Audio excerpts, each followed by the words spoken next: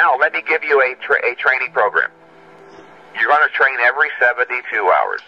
You find that impossible or you're so addicted to the gym, then don't train any more frequently than every 48 hours. Every third day. You would start on a Monday. Take Tuesday and Wednesday off, train Thursday. Take Friday and Saturday off, train Sunday. The next week you would not work out on Monday, by the way. You would take Monday and Tuesday off, train Wednesday, every 72 hours. Now, on Monday you're going to work your chest first. For your chest, you start out with a set of flat bench dumbbell flies or pec deck. You have an option there. Followed immediately by a set of close grip inclines, preferably on some kind of a guided mechanism like a Smith machine. When I say close, I mean slightly closer than shoulder width. What should be wide are not your hands, but your elbows. Your elbows should be flared back away from your torso towards yours. Take your arm and place them out in front of you as in a wide grip bench press position. Now, without moving them, try to flex your pecs. Now, move your arms towards a close grip position, and without moving them, try to flex your pecs. Where do you get a better contraction? Closer. Also, with a guided mechanism, none of your effort or focus is diverted into coordinating and balancing the weight. All of your effort goes into moving the resistance and achieving a high-intensity contraction. In a more technical, deeper scientific sense, high-intensity training is really about high-intensity muscular contractions, i.e., the harder, the more intensely that a muscle is made to contract, the greater the growth stimulation. After that chest workout, you can take a brief rest, move on, and do your back. You start out with a set of close grip, palms up, pull downs, followed by a brief rest. There is no superset here. There's no superset unless I specify. Take a brief rest after the close grip, palms up, pull downs. Do a set of either bent over barbell rows. If that bothers your lower back, then use some kind of a seated machine row or one-arm dumbbell rows. Followed by a brief rest and a set of shrugs, preferably on one of those universal type bench press machines where you can stand in the middle of the two handles. If you don't have one of those, use dumbbells. If you don't have heavy enough dumbbells, use a barbell. That's your first day's workout. Only 5 sets total. Is that enough, you might be wondering? Well, you won't know until the next time you do that workout. How do we evaluate progress? In terms of strength increases. You will be stronger on your next workout, I can almost guarantee you with 100% certainty. You take Tuesday and Wednesday off, and on Thursday you do your shoulders and arms. For your shoulders, you do a set of dumbbell laterals or Nautilus shoulder laterals, which is the best by far without a doubt. If you don't have the Nautilus shoulder lateral, you're probably best off using dumbbells. The Nautilus shoulder lateral is very good. But like any other tool, if you don't use it properly, you won't get full benefit.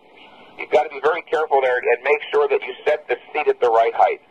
You set your seat on that Nautilus shoulder lateral machine so that when you look over either your left or right shoulder, you see that the center of your shoulder is in line with the center of the Nautilus cam, which will be designated by a red dot or a raised portion on the plastic. And keep your elbows as far back as you can.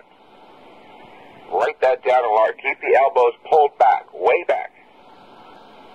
After you do your laterals, you take a brief rest to move on to do your rear delts. For your rear delts, I would suggest if you have one available, you use the pec deck in reverse.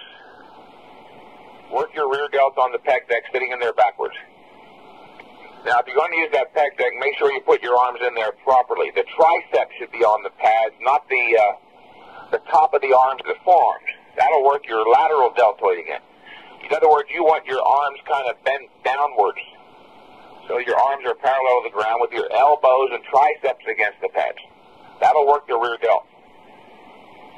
After that, you take a brief rest, move on and do a set of straight bar. Never do easy curl bar. A set of straight bar barbell curls. Take another brief rest. After the biceps, you move on and do a set of tricep press downs followed by dips. 2%. Okay, that's your second day's workout. Then you take Friday and Saturday off, and on Sunday you do your legs. For your legs, you do a set of leg extensions followed immediately by a set of leg presses, superset fashion. If you have one available, and not many gyms do these days, use the vertical leg press, the one that's straight up and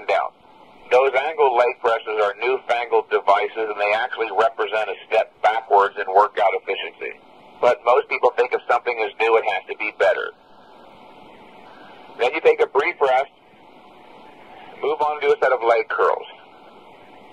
Okay, after the leg curls, you take a brief rest, move on to do a set of calf raises, standing calf. Now, I'm going to suggest for the next month or two you don't do any abdominal work for the following reason. This program will at least maintain your existing abdominal condition, even improve it. I have some clients who literally complain after every tricep workout with those press downs they have sore abs. This program is designed to marshal all of your body's energy and resources onto the side of growth and strength increases in your major muscle groups. First of all, weight selection and reps. Select a weight for each exercise that lets you do about 6 to 10 reps in reasonably strict fashion. As you grow stronger and find that you're able to do more than 10 reps, increase the weight by 10 to 20% or any amount you believe necessary so you're back to about 6 to 10 again. And I say about. Of course, there are going to be those workouts where you misjudge. There may be a workout, for instance, when you're doing curls, and by the 8th rep, you clearly recognize you're not going to fail at 10, but maybe 13. That's fine. The intensity is still high. As long as you go to failure, the intensity is maximum, but the forces are lower.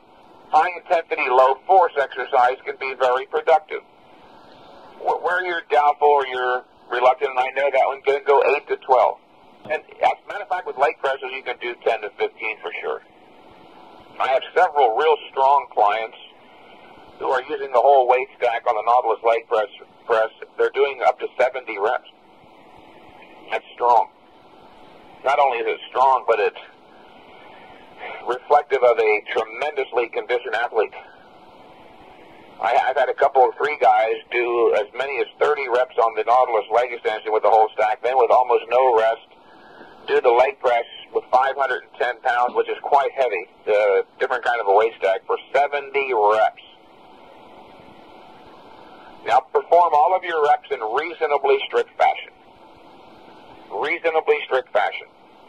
Don't bounce, jerk, yank, or thrust the weights to get them started or to keep them moving. Lift, hold, and lower under control. Remember, high-intensity training technically is about high-intensity muscular contractions. In other words, the harder that the muscle itself is made to work, the more severe the contraction, the greater the growth stimulation. To go into detail through the whole program and give let me give you, for instance, your chest. You want to be able to go from your flat bench dumbbell flies to your incline presses already knowing that you're warmed up, ready for the incline press. You want your shoulders and triceps warmed up. Start out, before you do that superset, do 1 set of incline presses with a light to moderate weight for 7 reps. Then go do a set of warm-ups with a light to moderate set of dumbbells for the dumbbell flies. That will prepare you. Do 1 set of close grip palms up pull downs with a light to moderate weight. Now, if you're going to do bent over barbell rows, of course your lower back is involved. You might want to do a light warm up for that one. Now, when you do your shoulders, when you do your dumbbell laterals, the first exercise, that will warm up your entire shoulder girdle sufficiently. You won't have to warm up for your rear delts. After your rear delts, you do 1 set of light to moderate curls. And you won't have to warm up for your triceps because your triceps will be warmed up sufficiently from your shoulder work. Your rear delts involve your triceps to a considerable extent. I would warm up on the leg press first. You want to warm up not just your leg, so your hips and lower back. When I first started training people several years ago, I had them all doing forced reps and negatives every set of every workout, and almost nobody was gaining satisfactorily. That's when I came to understand much more clearly just how demanding high-intensity training really is. That the body has a strictly limited recovery ability or adaptive capacity. You've got to be very careful. I used to use the analogy that high-intensity, heavy-duty exercise is like going out into the intense August sun. I've changed that. It's more like going out into the intense August sun with the sun 5 million miles closer to the Earth. Or even more precise, it's like jumping into a fire. It's a very intense stress. It'll warm you up, but you got to jump right back out. Yeah, now I want you to keep a progress chart. This is very important. Remember, when you're doing this thing right, you'll be getting stronger, if not every set of every exercise, every workout, then damn near. You got to keep an accurate progress chart so that you can monitor your progress and know that you're training properly. In other words, I can't guarantee you 100% that this given training protocol is exactly what you need in terms of volume and frequency. We do know that the theory is universally valid. Every human being requires intense, brief, and infrequent training. What we don't know at the outset for everyone is just how brief or just how infrequent. Okay? Keep a progress chart.